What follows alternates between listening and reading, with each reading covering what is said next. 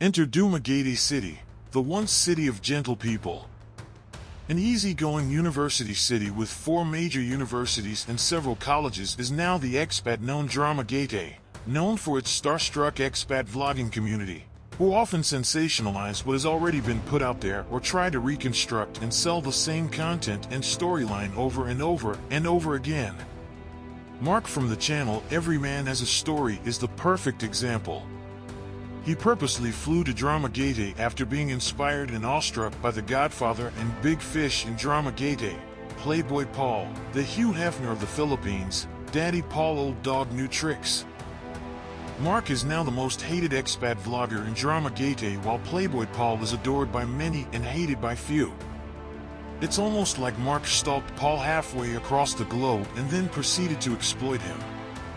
Mark ran into his idol, Daddy Paul, one day while out for a coffee, and they soon resembled gay lovers in a secret affair, sneaking out every week for a coffee rendezvous at a secluded spot. Mark proceeded to exploit Paul after bumping into him by selling his grand plans of prosperity and the extravagant lifestyle that spoke of multi-million-dollar assets and the cobblestone streets and walkways of Europe. If you look back at their channel history, it's almost like Mark poached all of Paul's friends to invest them in his channel. They were even neighbors at one point, up until one day. It's like the mic just dropped out of nowhere in slow motion.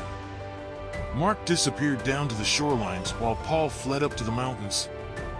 Mark is in an illusion. He has not embraced the culture or tried to immerse himself. He is a commentator with no first-hand experience. Mark reflects nothing about the local culture and way of life. To him, the Philippines is his retirement home where he is awaiting his hour to flee into the afterlife, like he almost tried to do with the rope. Aside from selling the Philippines as a remedy for suicide and depression for the last 5 years, Mark has also been selling the narrative that he rescued a Filipina from poverty. For the last 5 years, he has relived the same tale in every fairy tale possible. He even stated that he married Cinderella, which makes him a noble prince by default. This is the kind of mental instability and lack of common sense that is being exported into the Philippines by Western men, and Mark is living proof that they can survive and thrive off emotional exploitation and other mentally unstable practices. Mark is living proof that the Dumaguete expat pimp, Daddy Paul Old Dog New Tricks aka Dirty Paul, Playboy Paul, the Hugh Hefner of Dumaguete City, the Godfather and Big Fish in the Dumaguete expat community can be held responsible for a somewhat sudden influx in expats seeking the ideal retirement life in Dumaguete. Either that, or the Big Fish tried rather successfully to cash in on this trade wind, blowing expats into the once city of gentle people.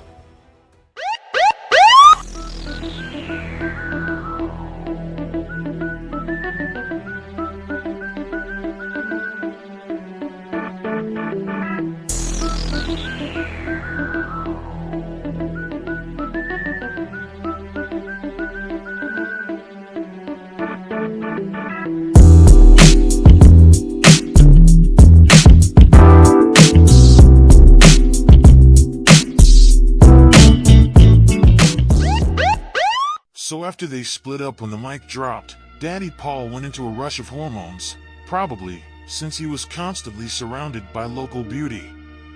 All his interviews, all his photo shoots, his whole online catalog, including that of his partner Baby May, relived the Playboy publication that was so popular in the late 90s. In what can be labeled as clickbait material, Daddy Paul not only showcased these gems in raw format, but also sold them off in human trafficking fashion as young brides-to-be, seeking groomers from the West.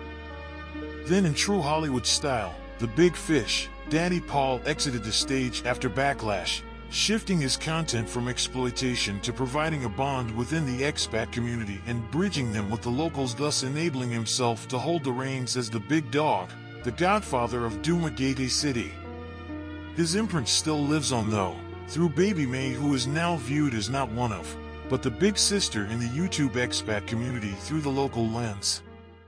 Within this same wave, where Dumaguete City was ranked as a top destination for expat retirees, Mark from Every Man Has a Story capitalized down by the seaside, without Paul, selling consultations for $10. $10 for a 30-minute phone call with someone who knows next to nothing about the local culture and way of life. To Mark, the Philippines is a big retirement home that requires no pills because he is ready to be escorted away into the depths of darkness by the Grim Reaper soon. Mark most probably needs pills to come out of the illusion and fantasy that he is in. Mark is like a 28-year-old father with nothing to his name except a channel that thrives on keywords and interviews plus a few boxes of what is basically trash that he shipped over from the United States, before unboxing them for views. Even every woman as a story has no appeal outside of Filipino confines and is embedded within the expat niche through a relationship to a foreigner. That's a really, really tight niche with no room for growth since it has no relevance or value in anything beyond the confines of the keywords expat and Filipina. Paul has now acquired land and is building a house while Mark has explicitly stated that this is not within his means nor plans. He'd rather buy $1 million cruise ship over a $10,000 to $20,000 house and lot. It looks like Mark has not learned anything in his almost 70 years of existence. Mark is a self-centered person who only capitalizes on personal gain. Mark has not displayed any sustainable practices even though he is an ambassador to sustainability through his young wife that he always advertises on his platform. Mark is now exploiting his son like a lab rat from a one-sided narrative, exploring the joys of senior citizen fatherhood in the Philippines as an expat while Daddy Paul, in true Godfather fashion, has transitioned himself to a point where he has built a sense of community and trust around him as the Las Vegas corporate outcast with connections in U.S. prisons. As the sun sets on their years, we can see that Daddy Paul will go to sleep with a smile on his face, knowing that he did right by karma. Mark will go to sleep with a smile, knowing that he lived the life of a coward, as an emotional leech, exploiting not only others, but the culture, way of life and perks to being an authentic Filipino for his own gain. Let's rephrase this. The contrasting fates of Daddy Paul and Mark reveal a profound truth about our actions and their consequences. Daddy Paul, with his smile, embodies the idea of karma, the cosmic law of cause and effect. He has lived a life aligned with positive intentions, perhaps helping others, spreading kindness, and making choices that resonate with compassion. He even responded to backlash not with words, but actions by changing up his content. As the sun sets on his years, he can rest assured that he has sown seeds of goodness, and the universe responds in kind. On the other hand, Mark, with his smile, represents a different path.